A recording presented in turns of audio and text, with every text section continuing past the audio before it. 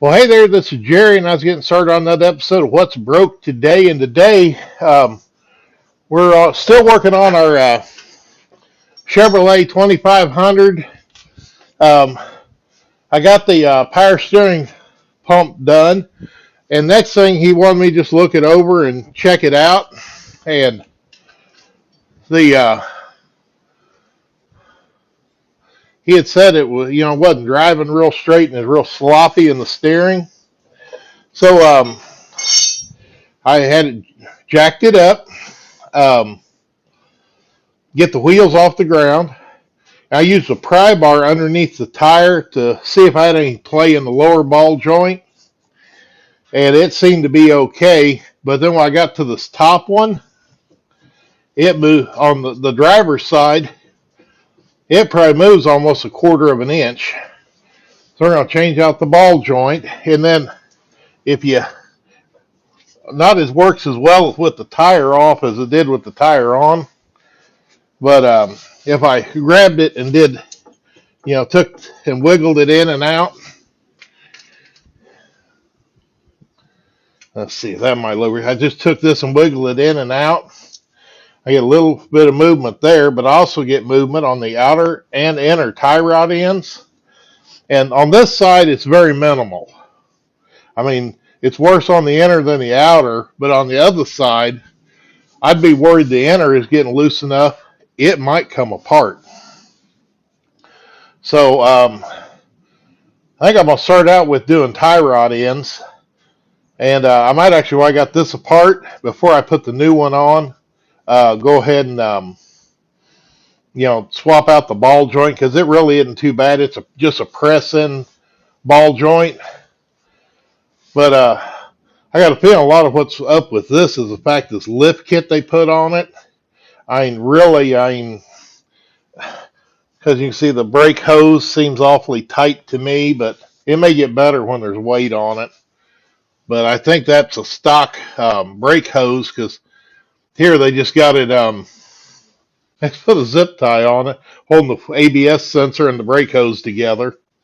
So, don't know, but yeah, so let me get a few tools together, then we'll start taking this apart. Okay, now before I take the tie rods off, what I want to do is, because I've still got the other front tire on the ground, I'm just going to go in there, and the closest thing straight in is a differential case. So I'm going to put it right above where the bump is in it. And I'm at 28. I better put my glasses on so I read it right. So here I am at 28, and I mean just barely over 5/8. Yep, 28 and that's measuring to the outside edge of the rotor. So I'm going to go write that down in a little bit, but to start out, going to pull the cotter pin out. I straightened the ears up, and then went and got my wire cutter, see if I can pull this cotter pin out. And outer tie rod should come with a new one of these.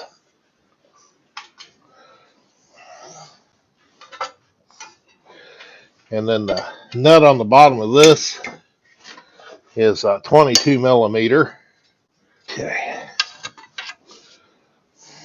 Got that off there. Now, let's measure again, because see that moving.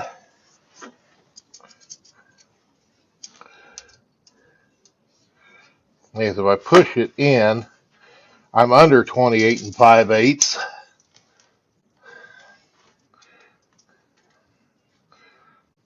Almost 28 9/16.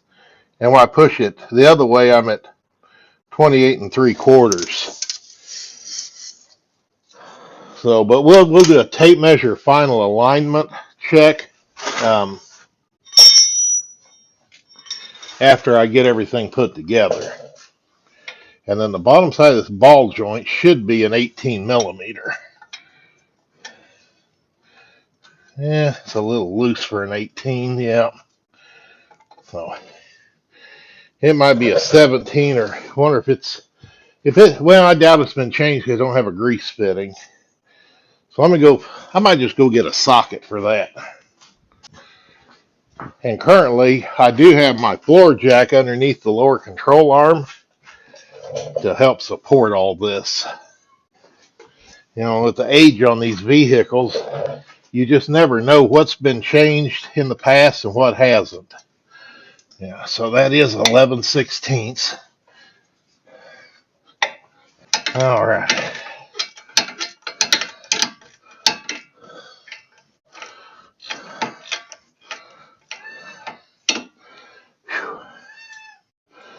All right. Yeah, because those threads get rusty and it makes those hard to turn. Okay. Now we'll start out here and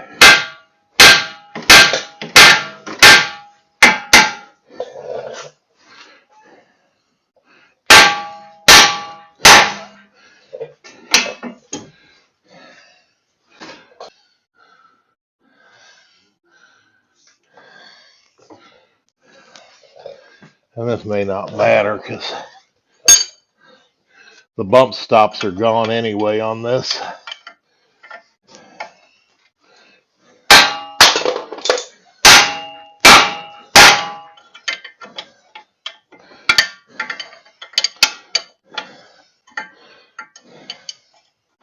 Yeah, I think I'll just go get one of my pickle forks. That'd probably be the easiest way to knock that out of there instead of fighting that. Yeah, a little bit different if you're taking this apart and putting it back together, but since this is just coming apart and not going back together with the same part, we can just drive that in there and that pops out relatively easy. And you can also do the same thing on the tie rod ends if need be. But yeah, and then there's a circlip up on the top side of that we'll have to get off. But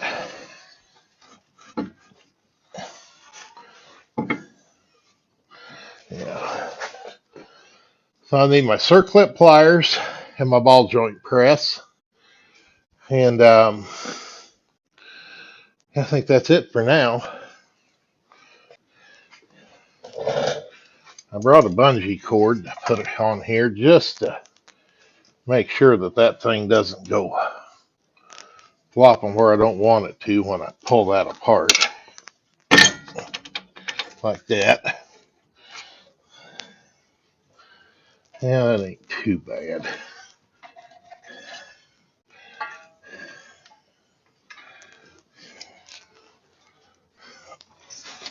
Okay. Reach up. Auxiliary battery on the side of my tripod, and it was leaning the camera over. So, okay, so that will fit up in the hole.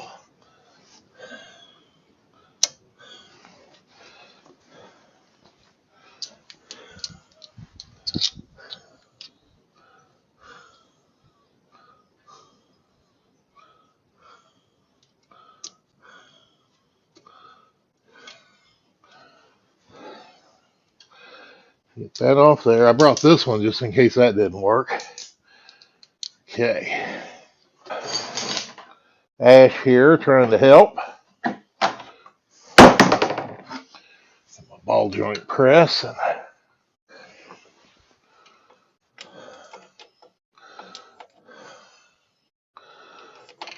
I go up on there far enough to get that started. And then that'll fit over the outside.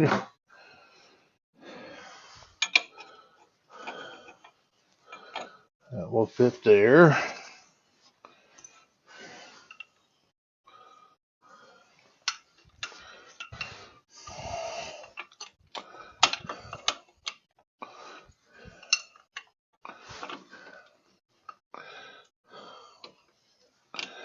Yeah, so I can rip that boot the rest of the way off.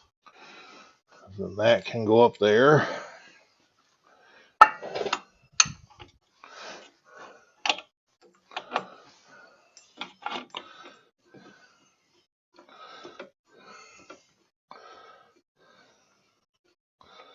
Okay.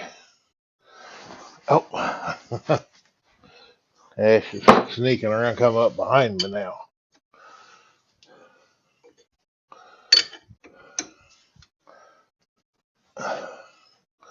Okay, I gotta get up higher.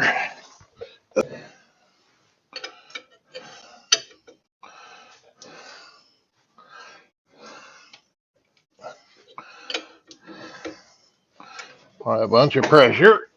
I can take my hammer and reach down.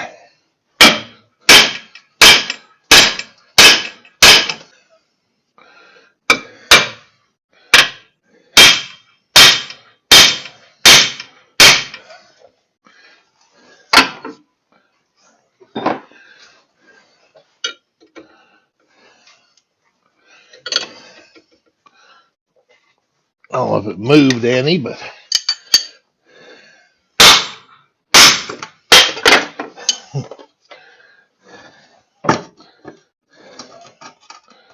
regardless, I created enough impact it makes my light fall.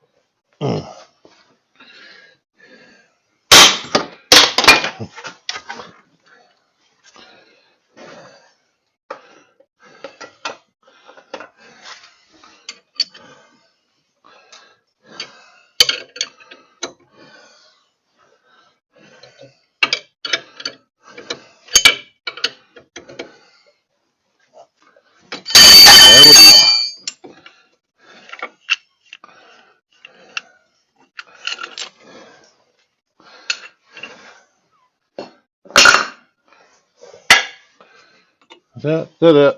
There we go. You see how floppy that is.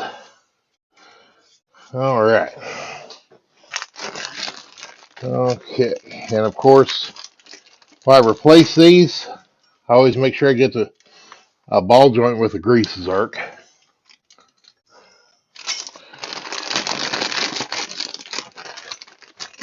And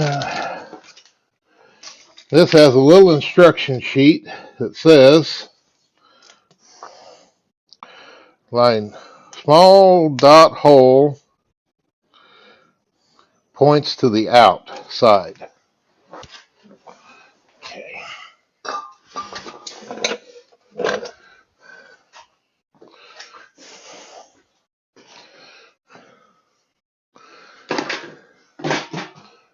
Okay.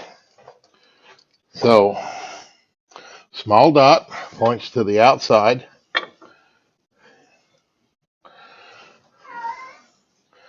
Lay that down on the ground, and then see, that works good there. You know what? I don't think I.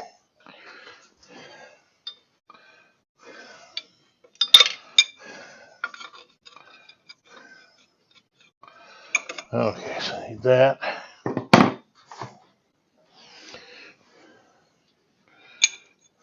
That can go on top. Let's put that up there like so. I'll do this. I use this one. It's got the hole in it, so it'll slide over the stud, the ball stud, as they call it. That line back up, and that pointing out.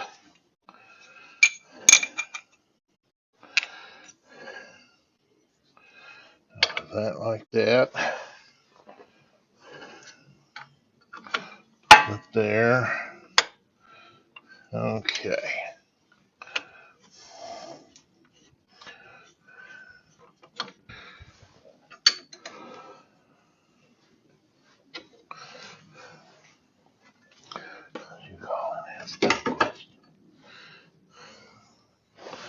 That don't look like it's going straight.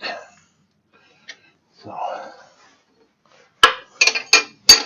loosen that up and shift things.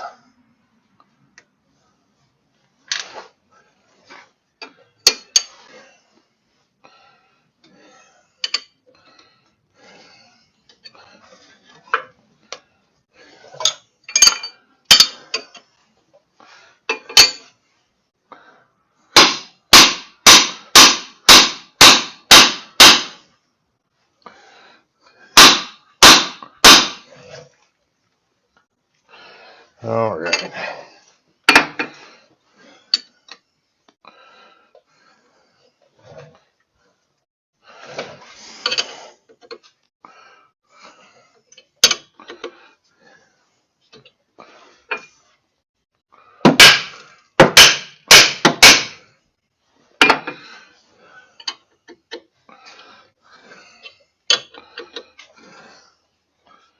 Because one of the things I'm watching here is to make sure I'm pressing that in straight and it's not going in there at an angle.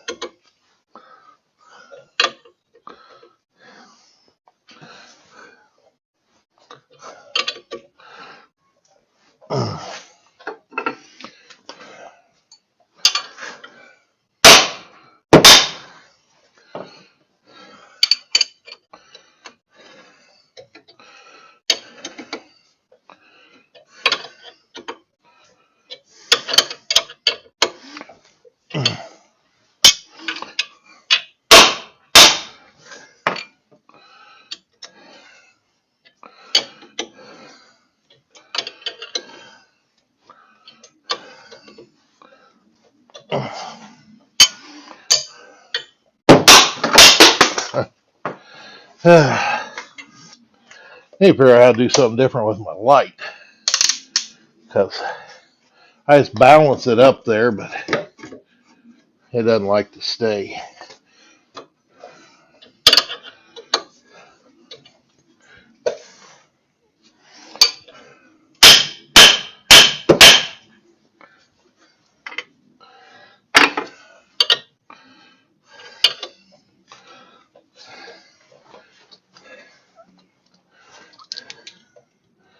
Okay, that looks like it's all the way down. Let's pull this off. Okay, with our grease zerk.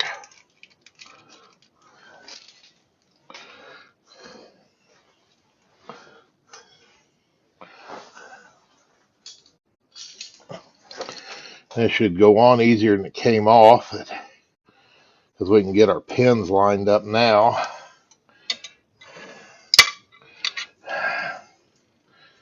Sometimes these snapping pliers need to invest in a good set.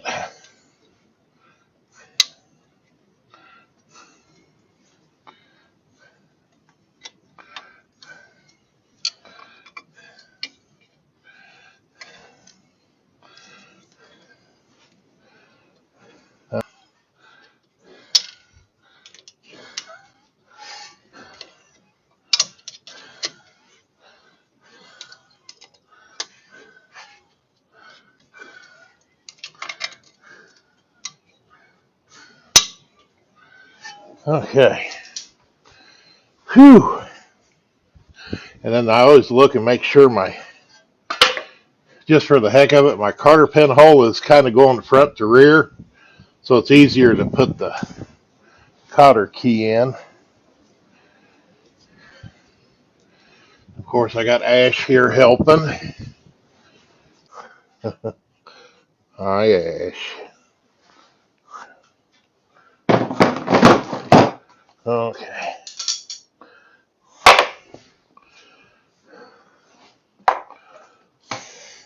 On my stool and balance things as best I can, and let's just push it up. There we go.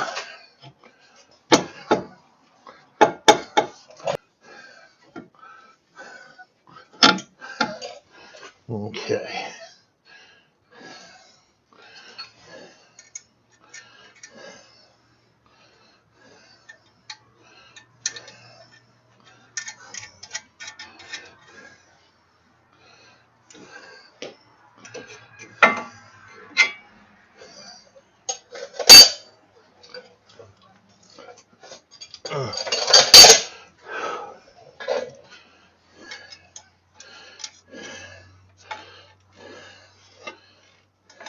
Of course, I gotta get a different socket because that nut must be like 3/4.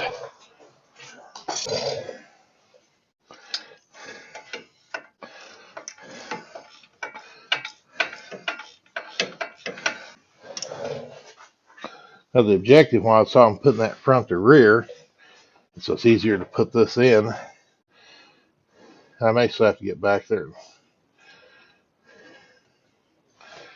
and look through the hole.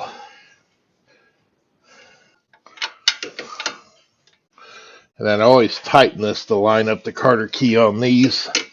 I never loosen.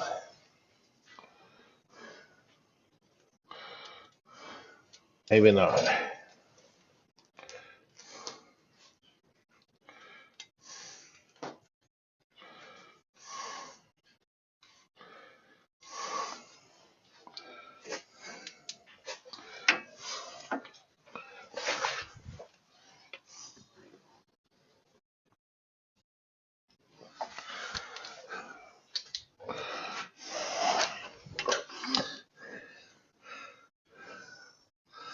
I still got to go farther. Thought I went farther than I did.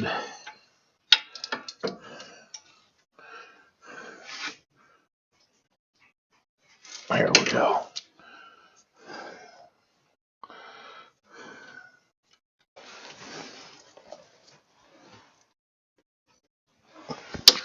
Just about in through there.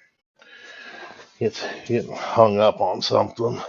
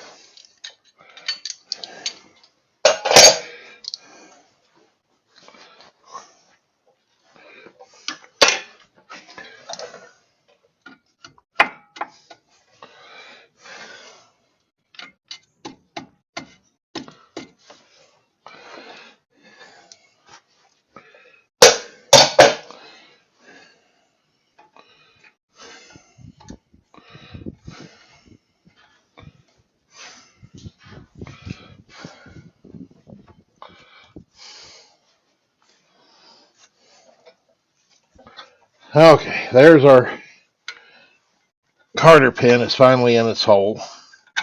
I just folded it over and out of the way. And then I turn that so my measurement here will have changed. And it is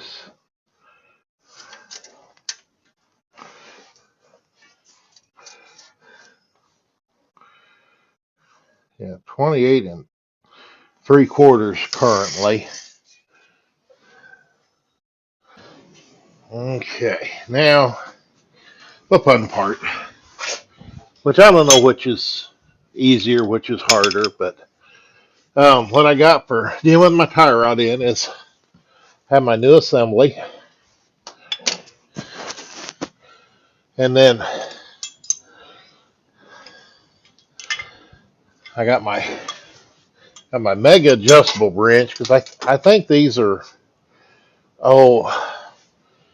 probably 1 3/8 nuts on the back side of the tie rod end. Now I can get that out of the way for a little bit, but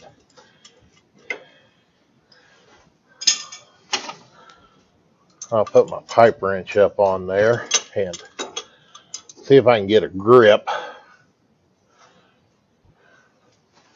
Just so I'm not applying all that force against the where it pivots in the um, pitman arm.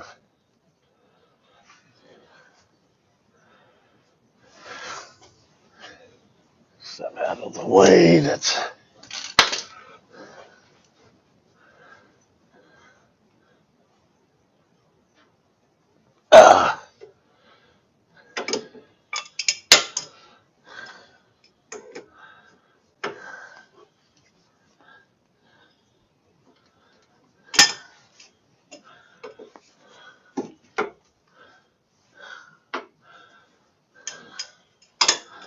sometimes this is where a big wrench like that was stubby might be nice. Okay, but I got it turning.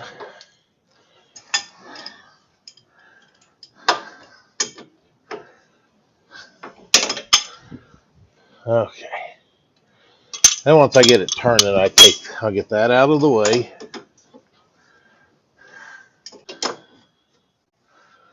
Okay, let's see if I got that. Oh, I didn't put the rag back in my pocket. I got cats down here trying to help. Okay.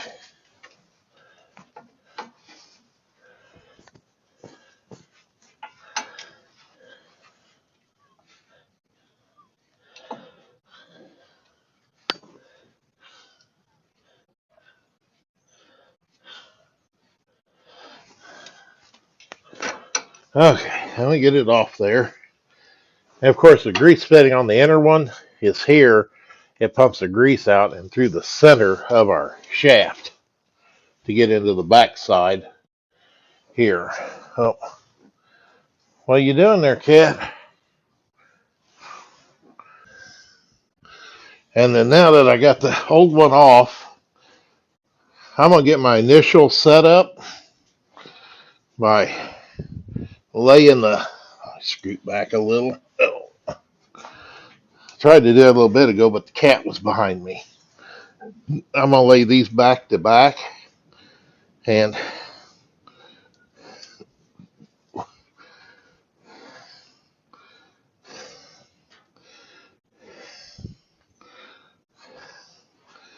set them about the same length. Lock that nut on here.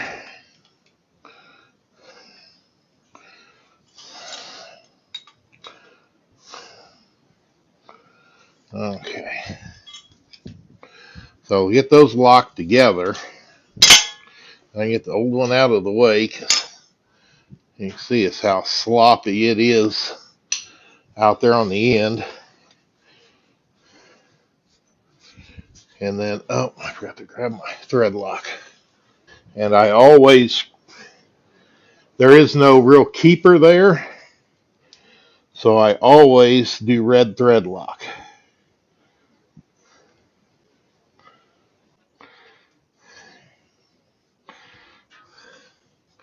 I might overdo the thread lock, but we do not want these coming loose and unscrewing, even though when they're new,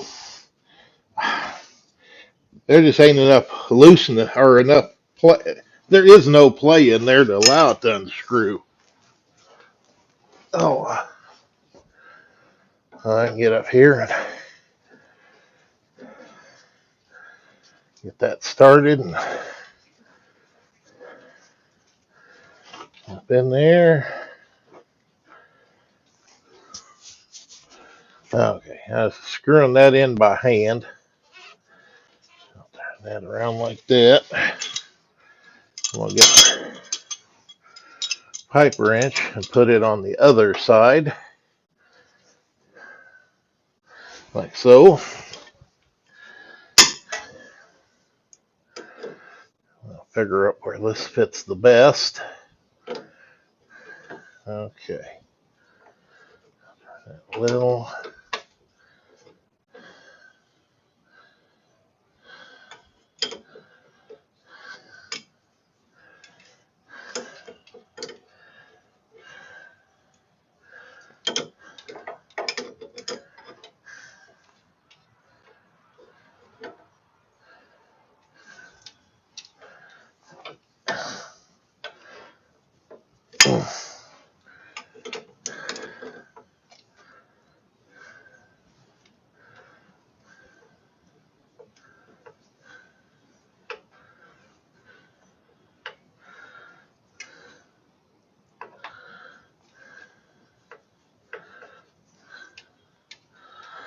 Okay.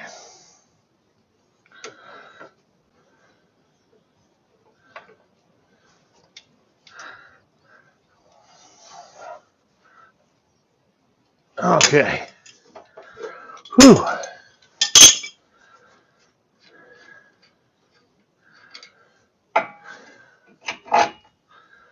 That down through there.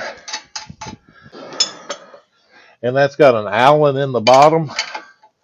So once you get up here to the point of the um, lock part of that grabbing, then I'm going to take this. Well, I need this wrench on the other side. Oh. All right. So I use the Allen or the tie rod for the other side. Figure out that was a 6 millimeter. And then we can just hold that. And of course, this, I got a 13/16 wrench, but it very easily could be a 21. They both they interchange really well. And then, yeah, because I'd say it is a 21 because the box end don't fit. I think I'll get an impact and dip that a little. And we'll need these on the other side. Okay, I'll put my grease fitting in. Sure, I got it.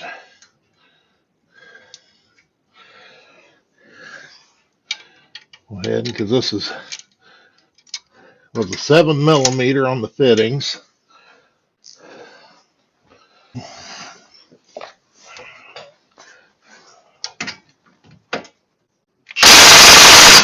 Okay, that should be good. Now I'm going to come here and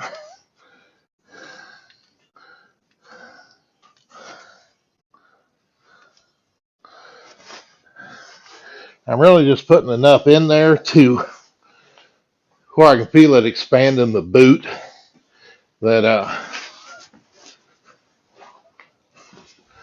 we don't need to overfill it. I don't want to pop the brand new boots.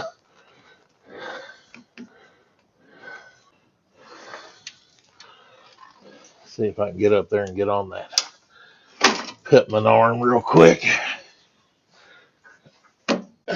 I'm done with this side other than after I get everything put back together. I think I want to put the floor jack back here and lift this up. Check my distance again because dropping that down changes that just a little bit. All right.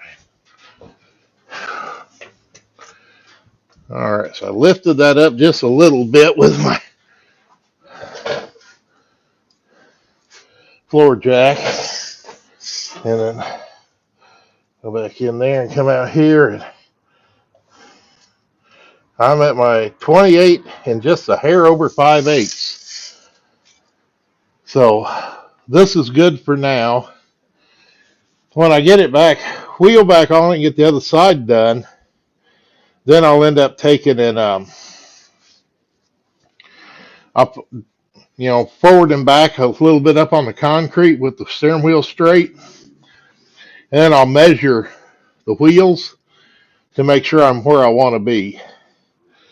But for now, I think we're in good shape. That, not to mention it's lunchtime.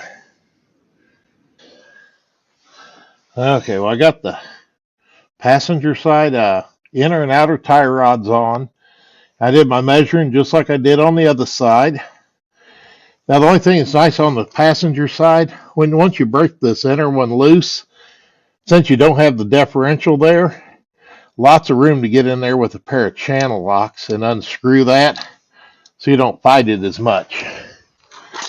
Okay, one of the last things I wanted to do to this truck was to check the toe in. So what I'm going to do is take my tape measure and get it stretched out across there. And then for some reason I always have trouble stretching the tape and getting it hooked on a lug on the tire. So I'm going to pick a spot where I want to put the tape, take my jack stand and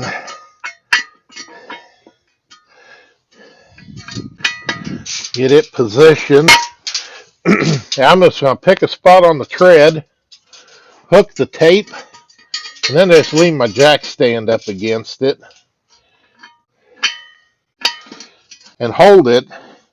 And I'm going to go to the other side and raise the tape up and use the same tip of the lug over here that I did over there. So I pull that straight, and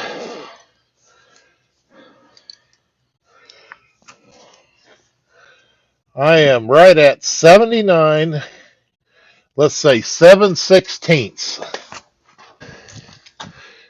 Now come here and move the jack stand.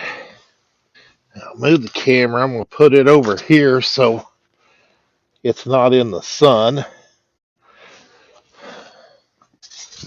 Now, since I'm going across the front, it's a little easier to hook it.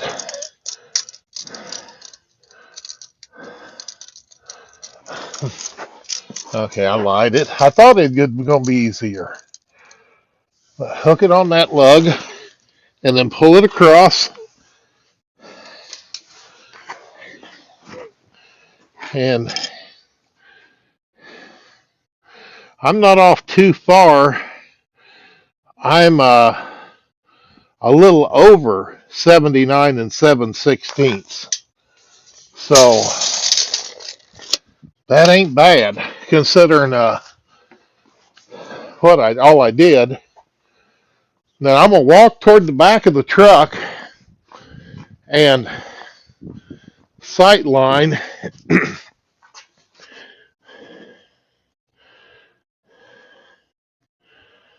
to decide which wheel to adjust. I think I'm gonna pull the driver's side in just a little.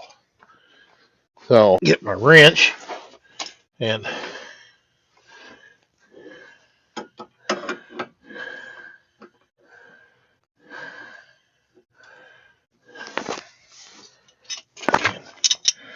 my pliers and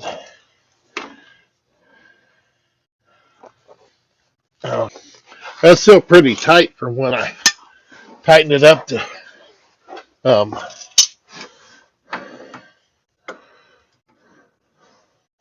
screw the inner tie rod ends in. I'm just going to loosen that nut up and then just take these pliers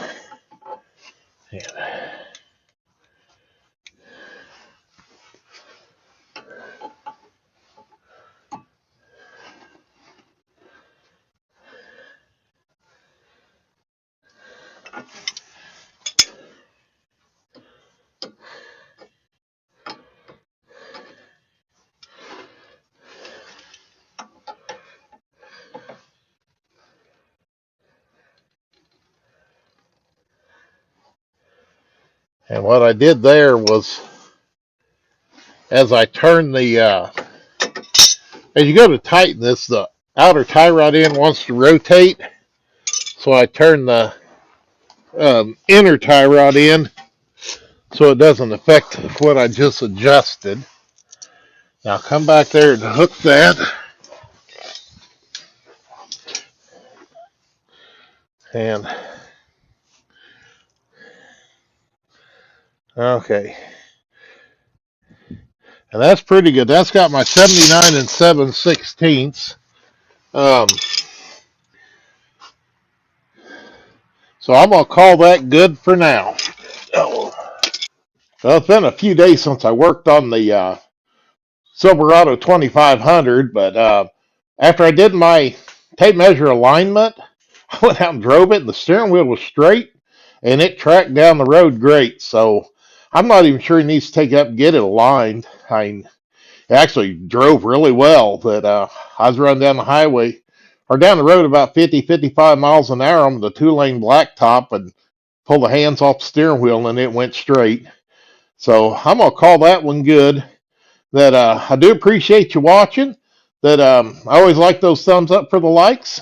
Always appreciate all those comments. And anybody out there that's not a subscriber, better join on in because I'll tell them what else you're going to see on What's Broke Today.